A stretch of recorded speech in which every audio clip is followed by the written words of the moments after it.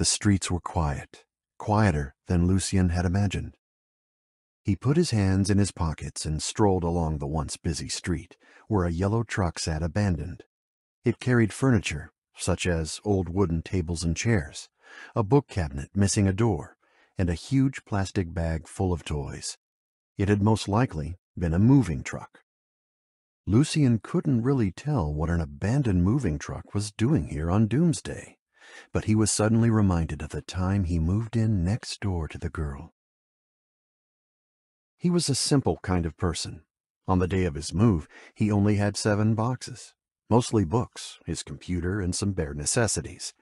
It took the experienced mover only 2 trips up and down the stairs to haul them all onto the truck. The night was impossibly dark. Lucien stood alone in the middle of the street. As the light breeze ruffled his bangs, he recalled that the weather was nice on the day he moved. Upon setting off, he looked up into the sky. The sun was concealed by a cloud at the time, but it was still blindingly bright. The mover guy was very friendly. He talked nonstop and kept dabbing his face with the towel around his neck. "You have so few items," he had said. "People like you are rare." "I can buy more things after I move. It's less trouble that way," he had replied. His new house was indeed soon filled with new items, but they were mostly gifts from the girl.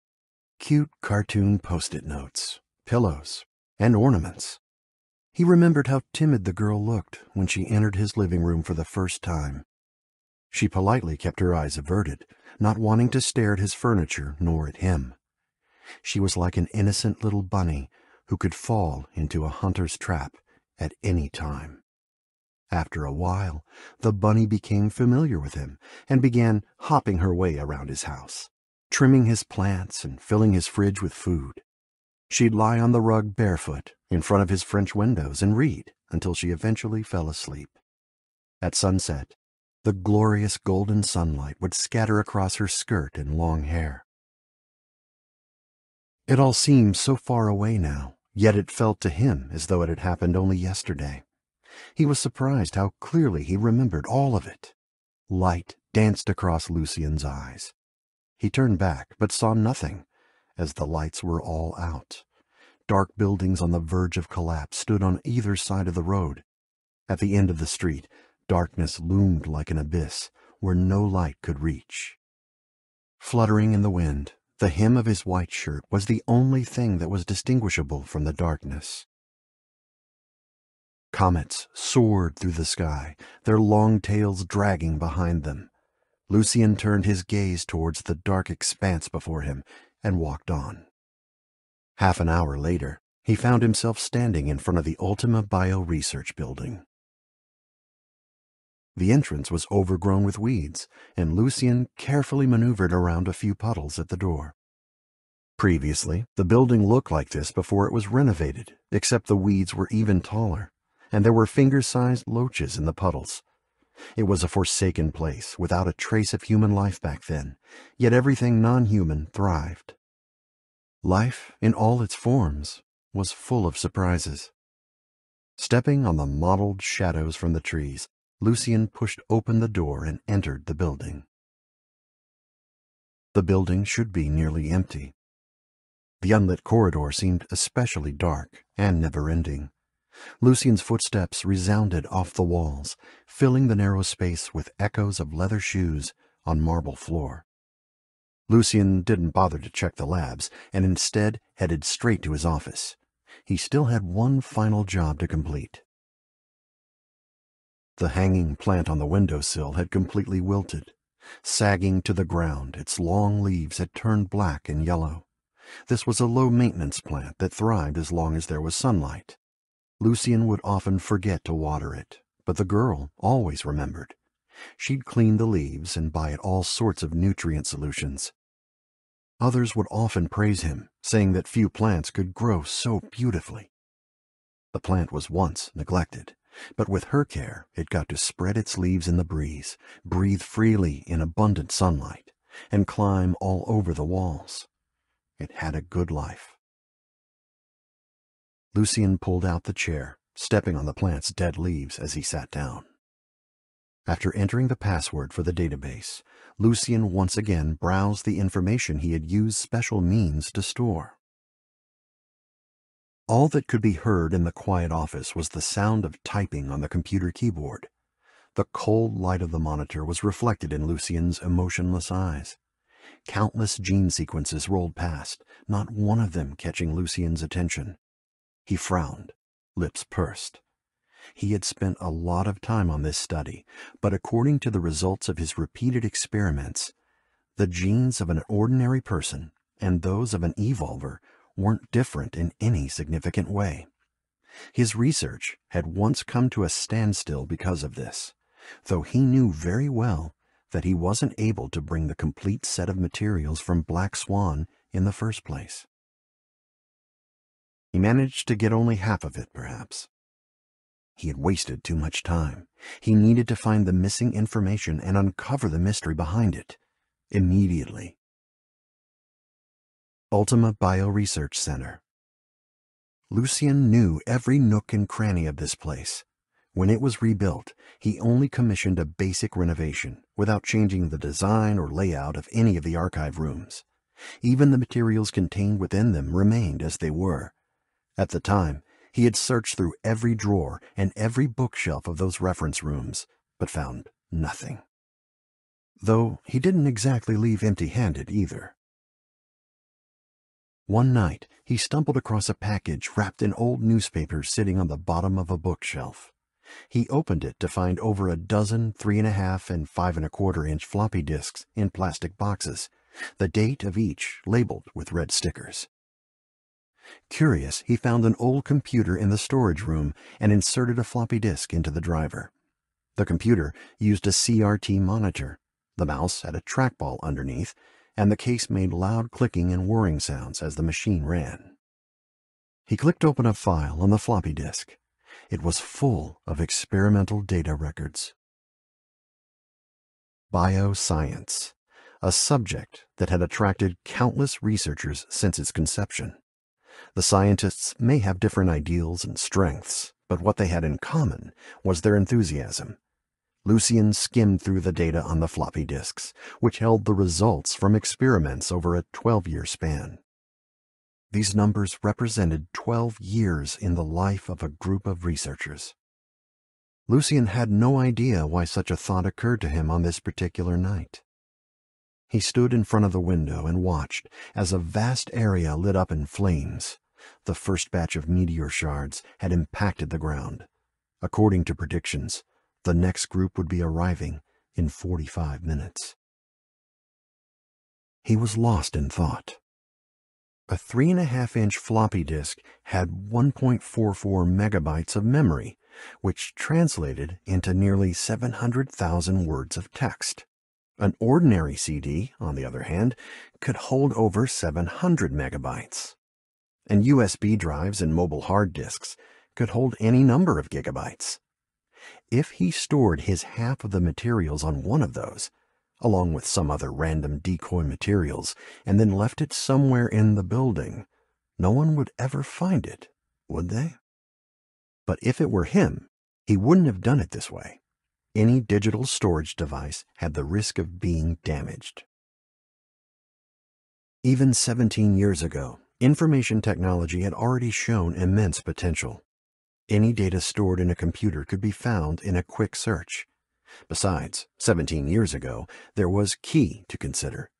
The existence of hackers brought doubt to the security of digital data storage, a fear that was proven to be justified. His eyes suddenly darkening, Lucien walked towards the archive room at the very end of the corridor. All materials here were preserved in an orderly fashion, sorted by date. Lucien picked out a calfskin-covered booklet from 17 years ago and slowly flipped through it. It held mostly messy scribbles and cell model sketches, but he studied it all with full focus, the rustling of paper the only sound in the otherwise silent room. The whole file wasn't even 40 pages, yet it took him half an hour to go through it all. His fingers finally paused, and he decisively tore off a page and held it up against the fluorescent lights. It was a thin piece of paper, yet it blocked out all the light. This was what he had been looking for. It turned out that it was actually 2 sheets of paper, carefully glued together to form a pocket. This clever yet primitive method of storage was certainly not what one would think of using in this technological age. It took some time for Lucien to pry the 2 pieces of paper apart and extract the hidden sheet between them with a tweezer. It was a light B5-sized piece of paper, yellowed from age.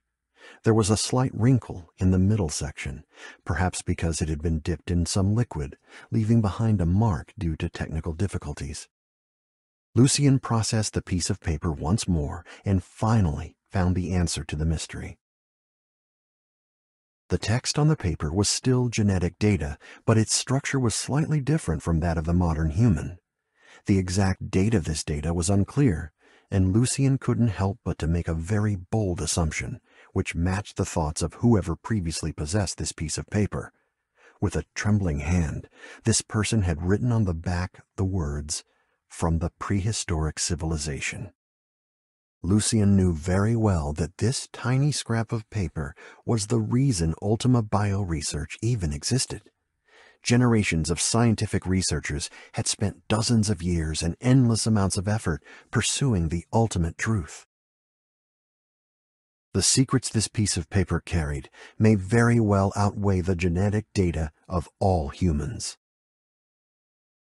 Lucien knew that all traces of human civilization were being destroyed as it was. The meteor shards brought explosions and tsunamis that had already devoured countless cities. And the museums, the palaces, the churches, the architectural wonders, none would survive. Lucien's phone dinged, breaking the silence and pulling him from his thoughts. He was not expecting someone to contact him. It was the final observation report from the personnel of the SEED project. These young researchers had said they'd be panicking and crying in the face of doom, but in fact they remained steadfast at their posts, dedicated to their research projects. Lucien did not open the email immediately. Instead, he checked the project group chat, something he rarely did. As he expected, these young researchers were playing around, sending memes about how they were stuck at their posts even now. They were laughing and still working hard. Lucien opened his mailbox once more and browsed through the whole 3,000-word report. After some contemplation, he sent a reply. "Thanks for the hard work." Then he looked up at the device in front of him. The dream recording device.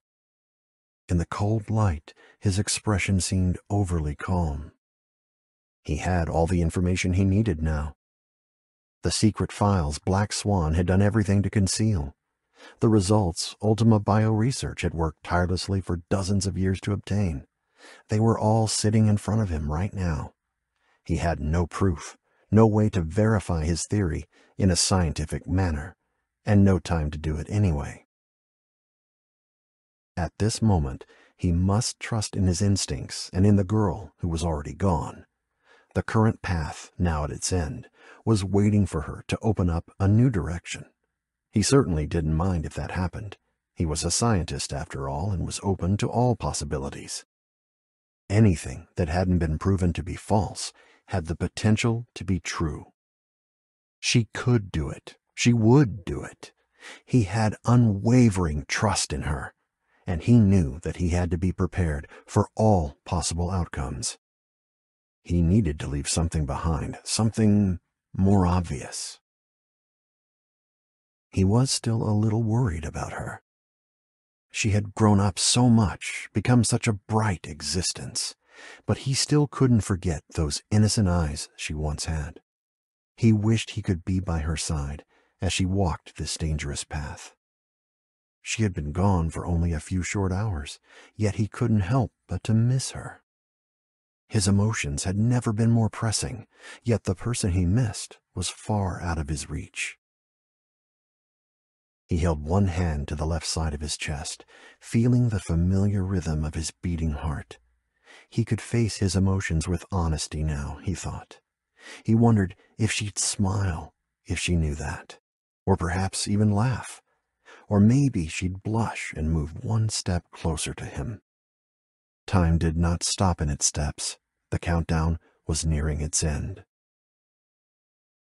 Hundreds of meteor shards were currently hurtling through the atmosphere. Impossible to describe in words, it was a sight more epic than anything mankind had ever seen. Lucien felt lucky to bear witness to this scene.